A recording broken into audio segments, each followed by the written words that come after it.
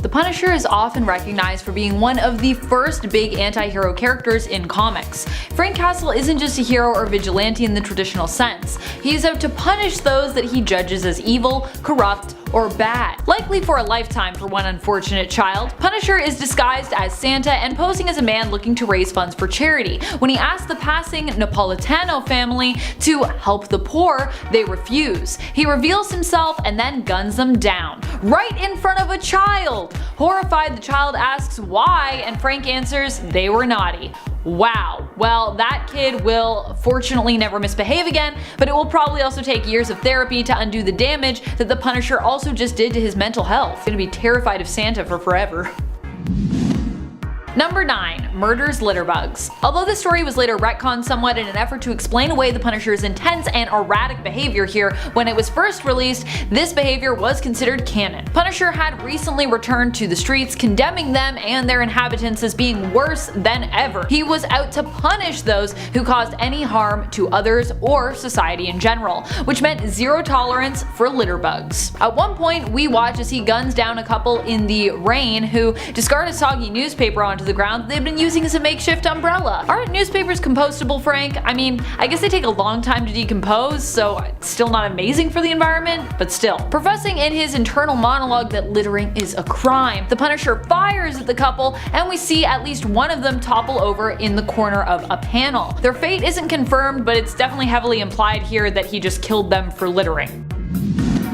Number 8. Torture research. Garth Ennis's Punisher story, The Slavers, is widely recognized for being one of the darkest ones out there. While the Punisher seems justified in taking on some of the worst and most horrible people that he's ever gone up against, and you definitely root for him, he also goes to great lengths to deal out his own form of justice here. At one point we see Castle going through medical textbooks just so he can increase his knowledge for enhanced torturing purposes. There are countless violent moments in the story that both feel justified and also make you wince as you see just how far the Punisher is willing to go to punish these people. It should also be noted that this is a mission of vengeance that Frank is actually undertaking not even for himself, but for someone who escaped these villains, a woman named Viroka, and for her baby whom her captors had killed.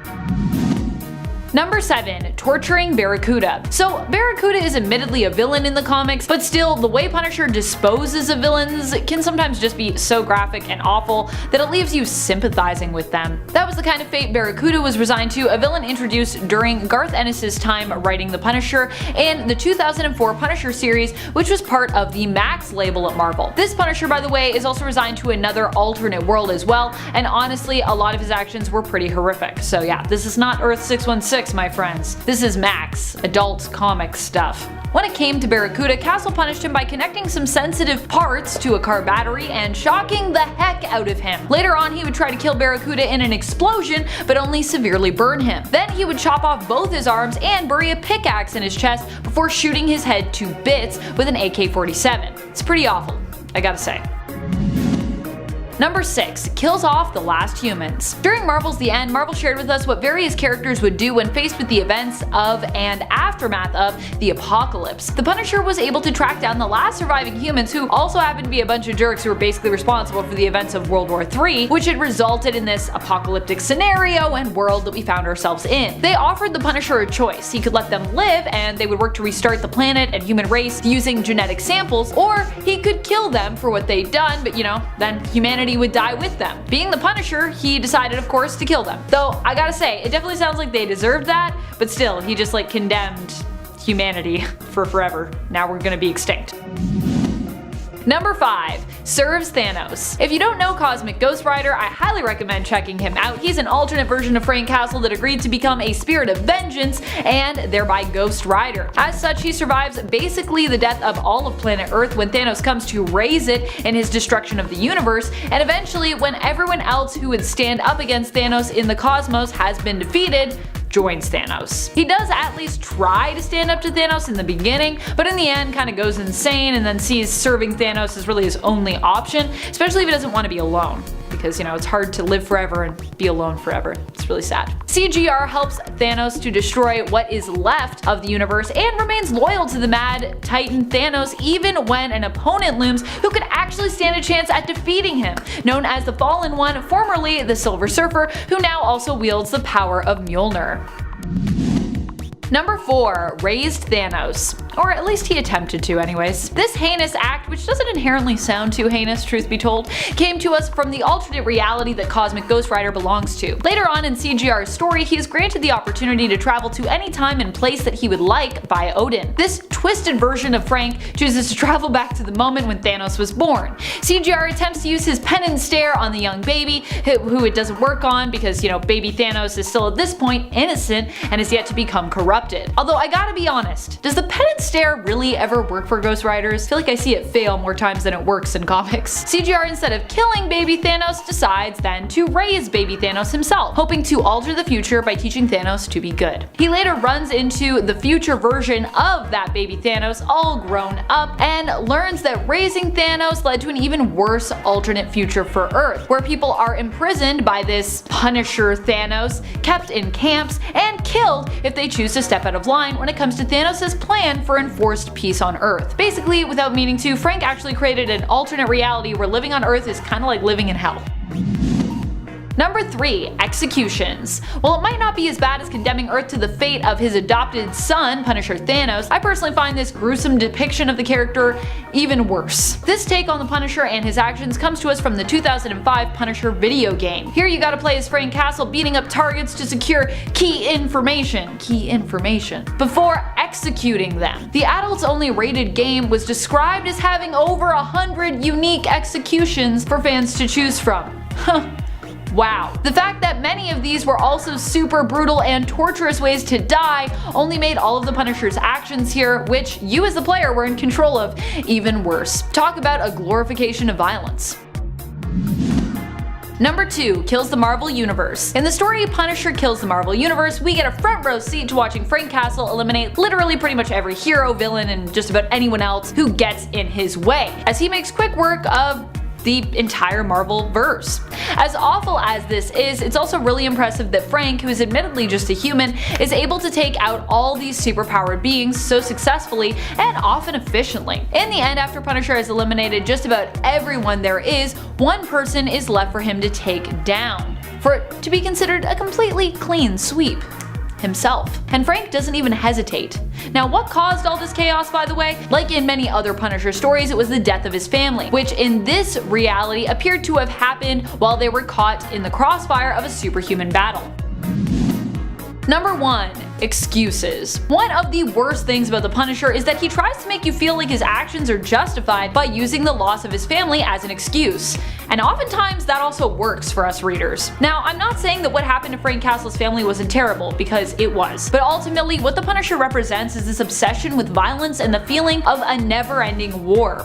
Jason Aaron, in his Punisher run, attempted to reveal the veiled truth behind Frank's excuses for continuing this never-ending battle, which honestly Frank himself is likely not even aware of, when he proposed a story with Frank Castle contemplating divorce moments before his family is killed, and also returning home and basically questioning if he actually enjoys life or if he would rather just kill people. In at number 10, Venomverse from the TRN 651 universe. Starting us off is none other than the Venomized version of Frank Castle from Earth TRN 651 in the Venomverse. Frank's story begins in a similar fashion as his Earth 616 story did, with him waging a war on crime for years. Eventually, Kingpin has had enough of Castle though. He orchestrates a plan to kill the Punisher by collecting all of the crime families of New York together into a manhunt for the vigilante. So Frank gets desperate and makes a deal with the Venom symbiote in order to get an extra leg up on his hunters. The deal with Venom is that he'll bond with him in order to kill Kingpin and all the other crime families in exchange for killing a target of Venom's choosing, which turns out to be none other than Spider-Man. Frank doesn't want to kill Peter Parker though, and tries to resist. Luckily for him, it's at that very moment that the Venomized Doctor Strange from another universe transports him, recruiting him as part of the Venomized forces to take on the poisons. Unfortunately for Castle though, he ends up becoming one of the casualties, and is assimilated by the poisons, becoming Poison Punisher. Alliteration. Moving on to number 9, Ultimate Marvel. In the Ultimate Marvel universe of Earth 1610, Castle is an ex-NYPD officer, whose family was murdered by corrupt police who Castle was planning on exposing. After After getting his revenge, he goes around and murders corrupt cops, and is eventually arrested by Captain America. Nick Fury, seeing Castle's potential, saves him from getting the death penalty, and has him join up with the Avengers, in which Castle dons a costume not dissimilar to Cap's. Oh, the irony. In order to keep Punisher in line, a chip is implanted into his body that will electrify him whenever he disobeys orders. He's eventually killed off though in 2014's Cataclysm Ultimates issue 3 after he joined Fury's Black Ops unit, the Howling Commandos. In at number 8, What If from Earth 9140. What would an alternate list be without one or two good what if entries? This one in particular is from the title What If Wolverine Had Become Lord of the Vampires from 1991, Volume 2, Issue 24 of the What If series. As you can probably guess, in this one, Wolverine is the Lord of the Vampires, and Frank is picked out by Doctor Strange's spirit to fight off the vampires. The vampires, which include a ton of X-Men characters, are hunted down by Castle, with him killing off Cyclops, Storm, Colossus, Nightcrawler, and Juggernaut. But his attempts to end the Lord of the Vampires is in vain. While fighting Wolverine, he accidentally kills Kitty Pryde, which sets Wolverine off enough for him to murder Castle. And at number 7, Trevor Castle. Trevor Castle is the product of the Amalgam Comics, a series in which DC and Marvel characters were amalgamated together into new individuals. Frank ends up being blended together with Wonder Woman's main man, Steve Trevor, becoming Trevor Castle. In a comic called Bullets and Bracelets from 1996, Castle's family was killed off during a gang war, which is what led to him becoming the Punisher, as per usual. Except in this reality, he meets Diana Prince, who he eventually marries and has a child with named Ryan. Ryan later on down the road gets kidnapped, and Diana and Castle work together to hunt down the culprit, who turns out to be the Thanos Darkseid amalgam, Thanoside. Creative. Thanoside seemingly kills Ryan until Diana discovers that Thanoside has tricked him. They foil his plan and eventually decide to give their relationship another shot. No pun intended. And at number 6, Sosumi Brown. Sosumi Brown is the Frank Castle from Earth 2301, aka the Marvel Mangaverse. She's a boarding school principal by day, vigilante by night, who Japan's media has labeled as their country's kinkiest superhero. Fun stuff. So she hunts down members of the Skanky crime family using her martial prowess and occult knowledge to do so. She fights with wooden paddles to deflect bullets and has a bullwhip for long-range attacks. Up next, number 5, the MC2. Frank Castle of Earth 982, also known as the MC2 universe, first appeared in Spectacular Spider-Girl Volume 2, Issue 1 in 2010, and then died 3 issues later. Castle, still active as the Punisher in the comic, decides to move to South America in order to tackle drug runners there. But his past summons him back to New York City. A Don named Silverback, who he once crippled in battle, has returned, and is in the midst of a gang war with Black Tarantula. Now, with cybernetic implants, Silverback fights Castle when he returns, but in their final confrontation, Castle ends up dying. In our number 4 spot, the Ronin Punisher. This version of Frank Castle is from the 2011 5 Ronin comics, a 5-issue limited series that follows reimagined versions of the Punisher, Wolverine, Psylocke, Deadpool, and the Hulk, all as Ronin, aka Masterless Samurai, with all 5 interlocking stories exploring the lonely path in the violent and tumultuous world of feudal Japan. So obviously set in 17th century Japan, the series was inspired by Kurosawa's Seven Samurai. Now, according to writer Peter Milligan, this era of Japan was in such a state of flux, which is what appealed to him. One era was ending and a new one beginning. These times are difficult to live through, people are unsure where they stand, and this is a great arena for looking at character and seeing how characters act when taken to uncomfortable places. Now, the Punisher goes by the name Akagi, and his story begins with him returning home from Korea after a long war, only to discover that his house is completely gone. He learns that his family was slaughtered, and plans his revenge to kill those responsible. Moving on to number 3, Punisher 2099. I don't need a jetpack, all I need is hate. That is a direct quote from Castle's 2099 alternate, a character who lives on Earth 929, a possible future in which the world has become engulfed in a war between mutants and humans. Set in the year 2099, if the title of our number didn't give it away, Punisher actually isn't Frank Castle. Rather, he's a man named Jake Gallows, an officer who learns of the original Punisher's exploits and adopts the mantle for himself. Now, if that opening line didn't give it away, he has a jetpack, and also laser cannons, and he hunts down Kron Stone, who is responsible for the deaths of his mother, brother, and sister-in-law. Punisher also built a prison underneath his house, prisons had been phased out in the future, where he could occasionally sentence particularly bad criminals to death via a molecular destabilizer. Eventually, he would work under Dr. Doom, who was president briefly in that timeline, as the Minister of Punishment, and the head of the federal law enforcement called the Ministry of Punishment. He's eventually killed by an alternate version of the original Punisher who gives him crap for wearing his symbol and putting it to shame. In our number 2 spot, Old Man Punisher. Old Man Punisher has quite the story. For starters, there's 2 of them, both from Earth 807128. Now, the first appeared in Wolverine Volume 3, Issue 68 back in 2008, where he also died. Originally, he and Daredevil were working to bring down Kingpin and take over his territory, only to later be captured and then fed to dinosaurs as part of a sport exhibition in a stadium in Salt Lake City. Now, it turns out that man wasn't Frank Castle though, only a man operating under the name of Punisher. As it's revealed in the 2018 Old Man Logan Annual Issue 1, an elderly Frank Castle makes an appearance, showing up during the Battle of New York where he shoots Electro in the head and kills him. Although he's stabbed in the chest by Kraven the Hunter, he doesn't die. Now don't be fooled by his age, he's still got a whole lot of bite despite his abilities being reduced because of age and memory problems. Anywho, 50 years after the Battle of New York, he reappears, pissed off that a group called the Punishers are going around terrorizing towns. The Punishers, who used to work under the Hulk gang that Old Man Logan had now killed off most of, are ruining Castle's legacy, and they've stolen something very valuable to him, his war journal and a picture of his family. Castle and Logan work together to take them down and rescue a bunch of kidnapped children in the process, and despite being victorious, Castle is fatally injured. He dies looking at his recovered war journal and the photo of his family one last time. And finally, in at number 1, Cosmic Ghost Rider. Let's end off our list with an alternate that's batshit crazy. The Cosmic Ghost Rider of Earth TRN 666. Castle's story on this Earth starts out the same way it does on Earth 616, but changes during the fight against Thanos. In the battle, Castle is killed when he suffers a fatal head injury. His soul goes to hell. I mean, makes sense.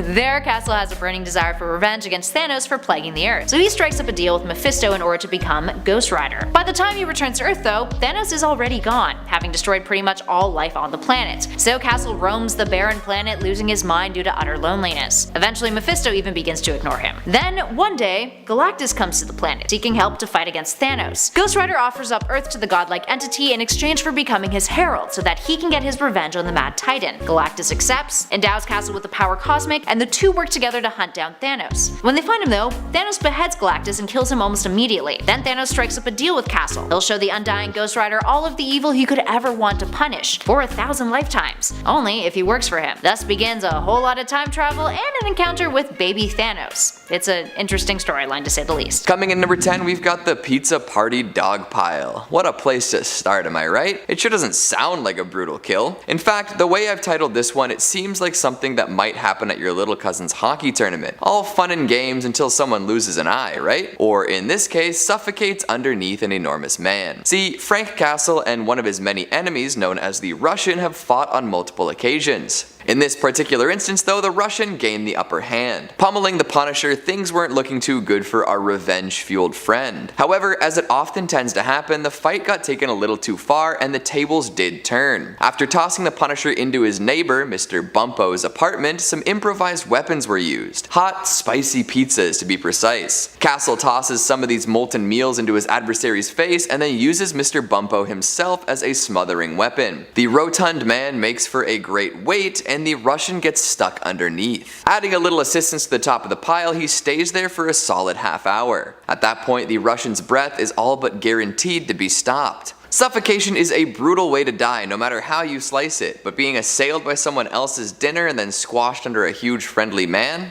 That's tough. And poor Mr. Bumpo, right? Unwillingly added to the fray as a weapon against a murderous madman by a murderous madman. And to make matters worse, Castle ensures the Russian's death by decapitating him. I'm sure that's an experience Bumpo does not look back upon fondly. Coming in number 9, we've got a bad day for Wolverine. If we're being honest here, I'm not so sure what a great day for Wolverine looks like. He's haunted by his past, traumatized by the experiments performed upon him, and all around pretty grumpy and surly. So a good day might just be an extra hot dog at dinner time, or maybe a smile from a person he isn't totally annoyed by. But a bad day, oh boy, this one really takes the cake. The Punisher and Wolverine are technically on the same side most of the time, right? They're fighting for the good guys. Kinda. So one wouldn't necessarily expect them to go at each other, but it did end up happening. And in this fight, Frank Castle does not hold back. Where do I even start? Wolverine's face is ripped off, exposing the bare skull underneath. Ouch. Then there's the bit where Castle takes a shotgun and blasts Wolverine's, well, bits. That can't be too pleasant either. And to seal the deal, while Wolverine is crawling along the floor, Castle revs up a steamroller and runs it right over his mangled body. That's pretty far from heroic behavior, don't you think?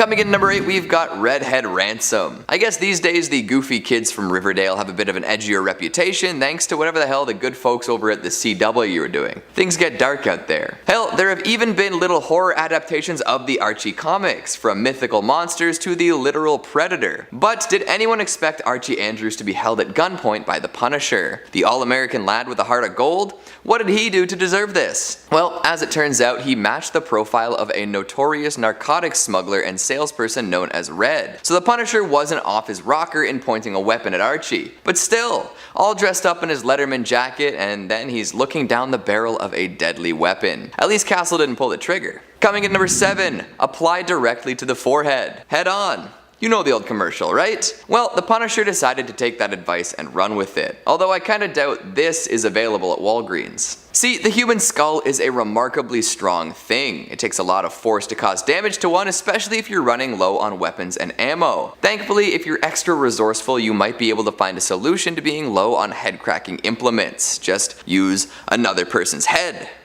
Oh wow. The Punisher just straight up double grips this one guy's head and drives it full force into another dude's dome. It's not often someone can tell you that the last thing that went through their mind was someone else's. Coming in number 6, an Empire's State of Mind. Remember that scene where Batman tosses a guy from like the second story and his victim's like, oh, you're not gonna kill me from here, and Batman's like, yeah, that's kind of the point, I want to break your legs, not your neck. Good times. The Punisher is taking no chances. Legs may be broken, but they're not gonna get up. No sir. Somehow, someway, he brought one of his many marks to the tippy top of the Empire State Building. From my experience, the security around there wouldn't let a spandex-clad man with a skull on his chest carry a bound and gagged person to the observation deck, but hey, Frank Castle does what Frank Castle wants. So after hauling this poor guy all the way up, what does he do? Do they share a moment of mutual appreciation for the New York City skyline? Do they feed quarters into one of the many pairs of tourist binoculars up there? Nah, Frank tosses the guy off the side. And in the comic, it all seems well and good, like flipping a coin off the edge, who's gonna know? The Mythbusters aren't here to confirm whether or not something falling from that height would kill someone, but we can all assume that the man falling from height perished. However, what happened to his body? Did it smash someone's car, land in a dumpster, splatter all across a busy street?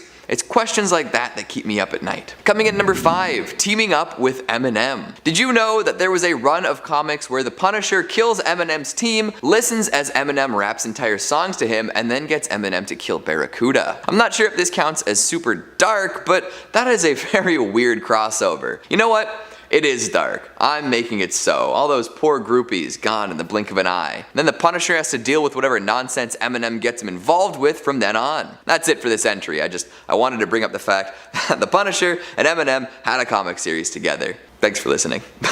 Coming in number 4, shark bait hoo-ha-ha. We've already touched upon the Punisher's almost religious use of improvised weapons. Pizza, skulls, car batteries, you name it. If it can hypothetically hurt someone, he's probably used it to inflict some serious damage, Phil Swift style. However, a lot of these weapons have probably been used by your average thug to similar effect. Maybe a little less brutal, but still deadly and painful if used correctly. But how many people can say that they've literally used a shark to kill someone? I'm sure there are a few, but the list can't be all that long. So of course, Frank Castle finds a way to utilize a deadly aquatic predator to take down a target. Legend. Noticing that one of the people he was fighting was missing a limb or two near the water, the Punisher got a gruesome idea. After attracting an enormous shark with some blood in the water, he pushes the poor guy in, and we get to see the moment it all comes together. In a flurry of teeth and fins, the criminal is mangled by a shark, and the Punisher simply looks on, satisfied. Coming in number 3, brutalizing Barracuda. Never a fan of underdoing a job, we've seen the Punisher really go to town on all sorts of rivals over the years. It's almost a challenge for authors behind the comics to come up with new and inventive ways to end lives through Castle's eyes. But when he finally gets his hands on longtime enemy Barracuda, the Punisher did not shy away. No sir, he turned that mess up to 10. After biting chunks of his face skin out,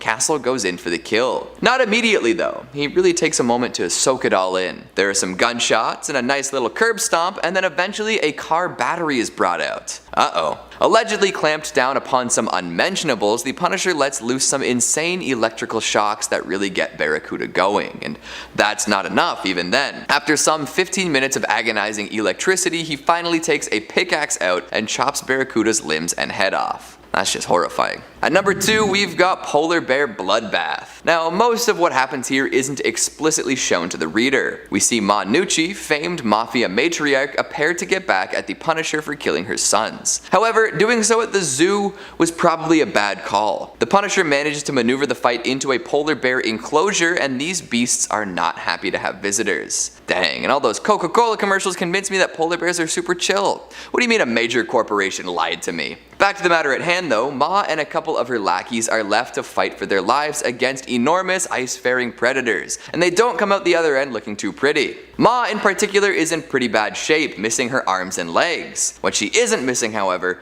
is her attitude. And finally at number 1, Into the Fire. And this is a fun one to end on. After putting Ma Nucci through that animalistic encounter, the Punisher had to make sure he finished the job. Just going in and killing her wouldn't be enough though. In fact, to him, that would almost be a mercy. No, he's gotta raise the stakes, as always. So after the entire ordeal is as good as done, he decides to set fire to Ma's mansion with her still in it. She's a feisty one though, and makes it out of the fire one last time. Kicking off the list at number 10 is Spider-Man Punisher. Yes, I am sort of cheating for this one. On Earth 71928, location of the What If Peter Parker Became the Punisher story, Peter Parker, well, becomes the Punisher. It's in the title. On the night Uncle Ben's life was drawn to a close, instead of following the classic story, Peter caught and dispatched the killer using the same weapon that took his uncle's life. From that moment, Peter tried to avoid going full murderous Punisher at first, but having taken the first step and knowing how much more permanent of a solution it is to just take them out,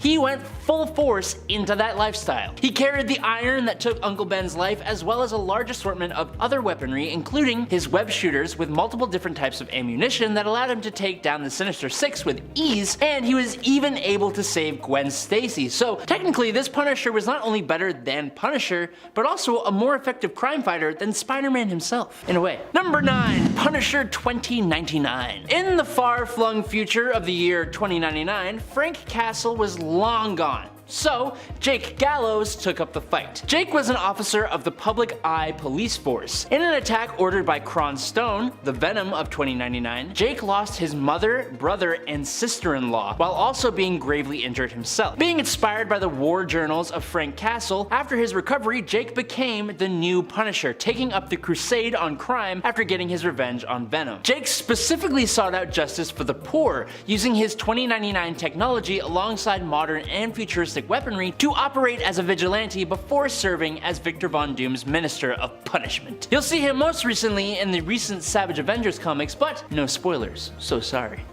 Number 8, Punisher Noir. The 2009 Noir series from Marvel Comics saw several heroes existing in the Prohibition era post-World War I. Kicking off with the hit of Spider-Man Noir, other characters like Iron Man, Daredevil, the X-Men, and of course, the Punisher soon followed. In this timeline, Frank Castiglione Sr. was a hero of World War I, who had a huge skull tattoo on his chest as a means of intimidating his German opponents in the trenches. And he was also like an American James Bond-style hero going on missions against the Russians and Germans. Unfortunately though, when he returns from the war, he finds himself dispatched from life because of his previous government missions. I bet you thought he would be the Punisher here, huh? Well, you're wrong, because after finding his father's arsenal, Frank Jr. wears a skull emblazoned balaclava and hunts down his father's executioners, who turn out to be noir versions of Jigsaw, Bullseye, and Barracuda, before a final run-in with a fan favorite, the Russian. While some of the noir characters missed the mark in my eyes, Punisher Noir is actually pretty great. Number 7, 5 Ronin. While we're on the topic of historical versions of Frank Castle, I have to mention one of my favorite little stories. 5 Ronin from 2011 moves the Marvel Universe back in time to ancient feudal Japan, with 5 issues each focusing on samurai versions of the Punisher, the Hulk, Deadpool, Psylocke, and Wolverine. It is so cool. Each character gets a short standalone story where all of them eventually encounter the wandering Deadpool, who narratively links them all together for us. This version of the Punisher shows him returning to Japan from war in Korea to find a rival has taken the opportunity to take away his family and claim his land. As is usually the case with Frank Castle, or in this world, Akagi, this leads to some ruthless revenge. Wielding a katana and a big old blunderbuss that I forget the name of, Samurai Frank brings a decided end to anyone that attempts to cross his path during his quest for vengeance. Number 6. Franken-Castle. After he was taken off the board by Dakin on orders from Norman Osborn during the Dark Reign event, Frank Castle, yes, the Punisher, was revived by the Legion of Monsters as an undead zombie-like monster known as Franken-Castle. The Legion resurrected Frank to recruit him in their fight against the villain known as Hellsguard, who was systematically taking out monsters using samurai-like assassins. Although he originally refused to help them, Frank got involved after seeing some innocent little monsters being dispatched too, and that is not something Frank is willing to abide. He went on to slay hordes of Hellsguard's men. It's honestly an incredibly interesting moment in Frank Castle's history, and it got this version of Frank moved to Earth 666. He also nearly enacted revenge against Dakin, being stopped by Wolverine before he was returned to his human form through the Bloodstone. But he kept going on in 666, and it's really cool. Number 5. Marvel Universe versus the Punisher. In this universe, the Punisher interrupts an arms deal involving what he thinks is a briefcase nuke, only to discover that it is in fact a man-made virus that, for Frank Castle, makes him immune to infection, illness, and disease. That's pretty good, but it didn't quite do this for everyone else though. Problem here is that the chemical weapon found its way into the water supply and then into the food and started in New York, spreading to the whole world through infected travelers. And then it started turning people and heroes into starting with Spider-Man. An outbreak spread and led to insane events, including a war against the cannibals, who then became the dominant beings of this earth. But the real star of the show is Frank Castle, the Punisher. This is one of the greatest and most brutal Punisher stories ever. It plays on many of his character's flaws and strengths, but the story also shows him defeating so many different heroes who you and I have always wanted to see him face, and who we doubt he would actually be able to defeat, but he does it anyways. It's also a surprisingly deep story that has a ton of awesome moments. Definitely check it out. Number 4. Cosmic Ghost Rider. In the Thanos Wins story arc from writers Donny Cates and Jeff Shaw from Thanos Volume 2, one hero who ended up surviving the attack on the Earth by an alternate timeline Thanos was actually Frank Castle, but he did it in a bit of a different way. Frank was hit with debris and actually passed on pretty easily during the final stand against Thanos on Earth. Definitely a lame way to go. So once Frank made it to Hell, he made a deal with Mephisto to return to Earth for vengeance, and he was given the power to do just that as the Ghost Rider, the spirit of vengeance. Unfortunately, when this new Ghost Rider showed back up on Earth, everything was already lost. Being completely alone in the ruins of Earth, Frank went completely insane. Eventually, as he does, Galactus showed up, and being the only Earthling left alive, and a very powerful one at that, Frank made a deal. Galactus was allowed to have the Earth if Galactus made Frank his new herald, granting Frank the power cosmic as well as the spirit of vengeance. These two spent hundreds of years together until Thanos completely flattened Galactus. Then, Frank became King Thanos' #1 dude, going on time-hopping adventures and being completely awesome. Number 3. Space Punisher. In 2012, Marvel showed us a very different version of Frank Castle when they released a 4-issue run called Space Punisher. The series is nuts, super colorful, and heavily inspired by the pulpy sci-fi of the 1950s. There's an awesome robotic sidekick, insane versions of Marvel superheroes and supervillains, including an absolutely monstrous and terrifying version of the Hulk, but it's all centered around a ponytailed, laser sword, blaster-wielding version of the Punisher who finds himself facing space werewolves, space fascists, and space supervillains. It is worth noting, however, that this little weird Punisher story was divisive as hell. Very different from anything before it, Space Punisher was unique to say the least, but it's a comic book. If you can get past the weirdness, it's kind of enjoyable. Number 2. Netflix. We have had 3 movies of debatable quality that have brought Frank Castle to the screen, and while Ray Stevenson and Thomas Jane, and I guess Dolph Lundgren, did decent jobs as Frank Castle, when Jon Bernthal showed up as the Punisher in the 2nd season of Netflix's acclaimed Daredevil show, he did it better than anyone before him. Or,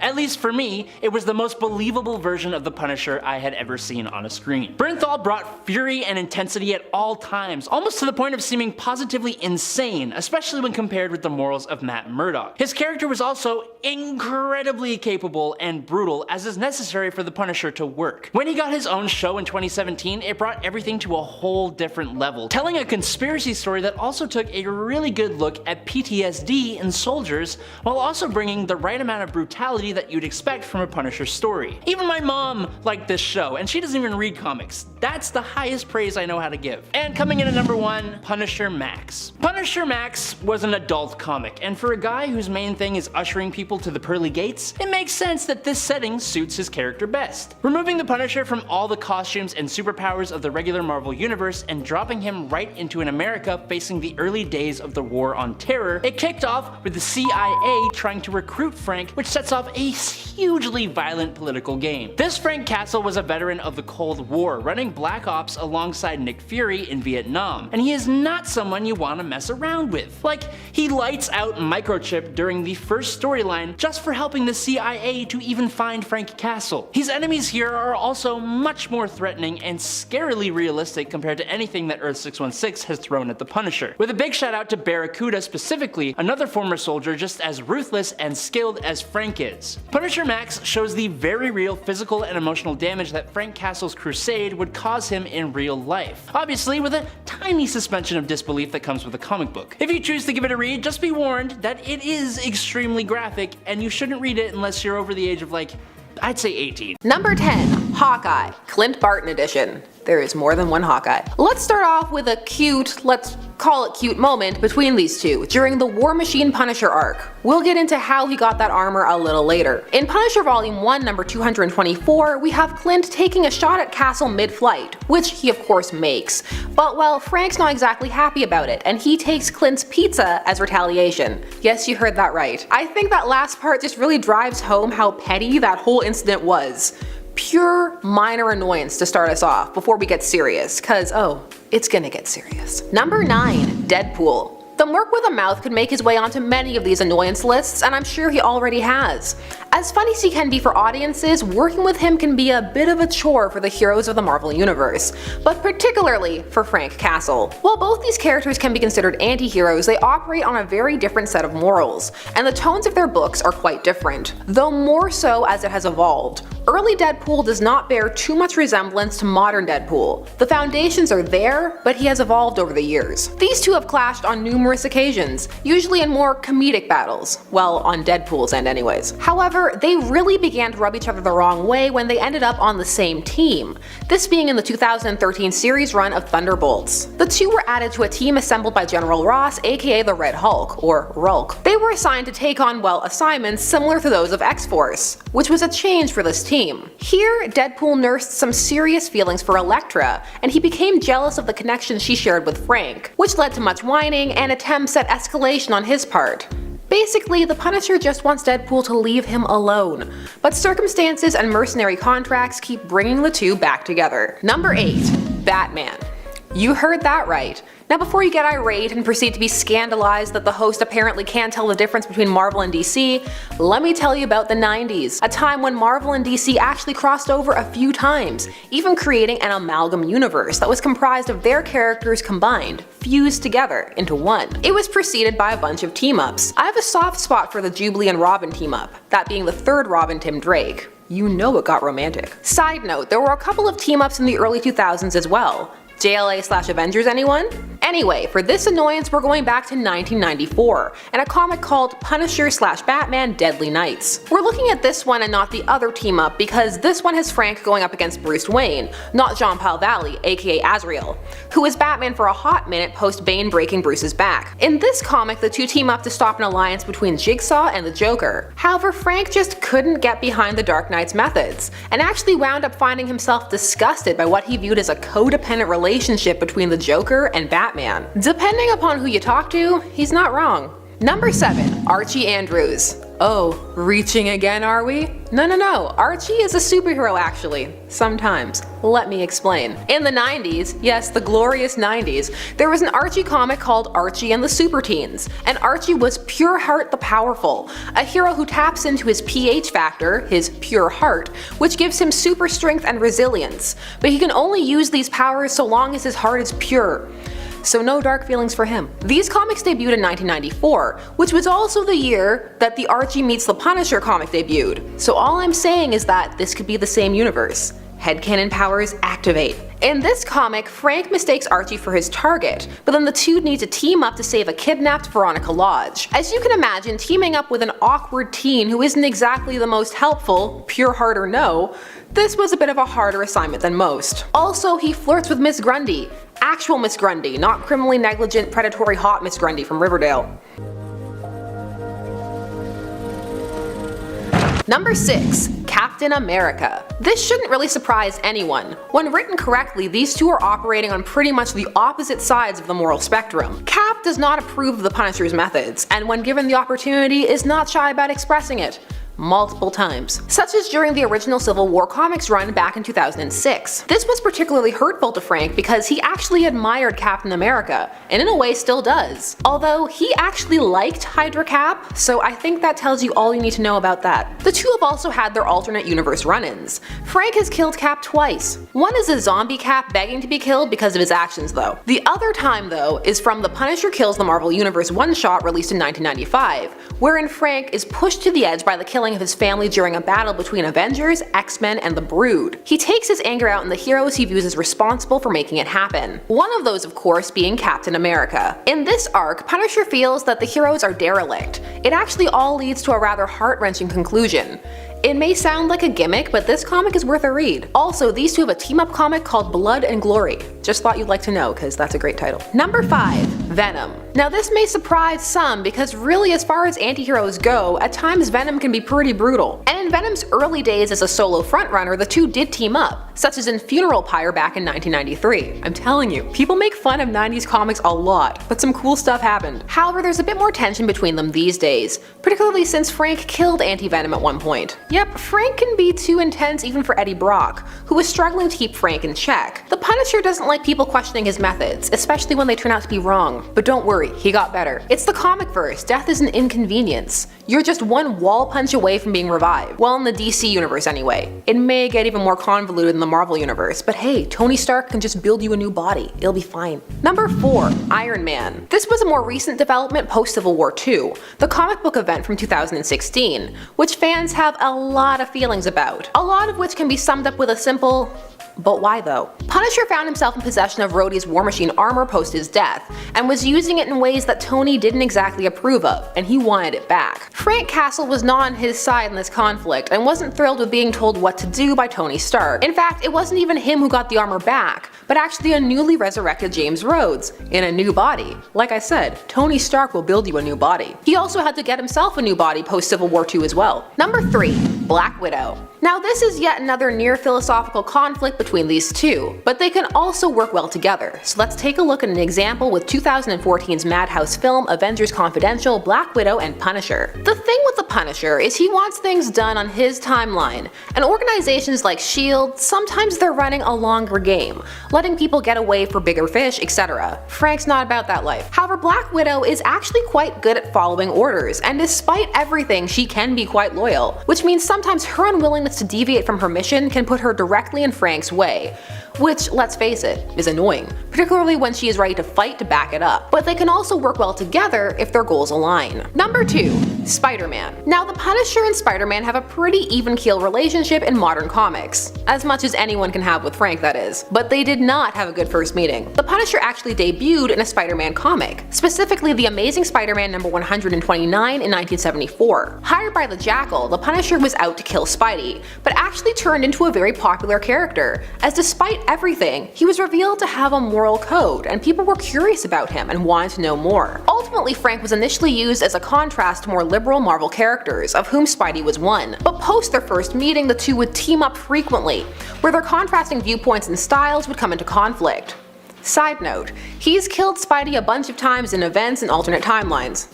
Poor Peter. However, he hasn't come into conflict with him anywhere near as much as our number 1. There's a fine line between grudging respect and outright annoyance, and number 1 is straddling that perfectly. I'm pretty sure you can guess who it is.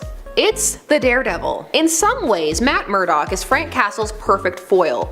Their mere existence and methods challenge the other, and they have completely given their lives over to their ideals. And yet, they can both kind of see where the other is coming from. Lots of the Punisher's annoyance stems from the fact that he feels that the Daredevil would be more effective if he was more ruthless, and the fact that he believes that he has faith in an inherently flawed system. But more than that, Matt makes him question himself by showing another path that is not wholly unsuccessful, one of mercy. Depending on the conflict, the Daredevil can end up making Frank look like a monster. This was very poignantly displayed in the aforementioned Punisher Kills the Marvel Universe, when, spoilers for a comic from 1995, Punisher kills the Daredevil, unmasking him to reveal his friend and ally Matt Murdock. It's the final straw for him, and ultimately, he kills himself. That's right, ending it off full dark, only darkness. Number 10, Nick Fury Jr.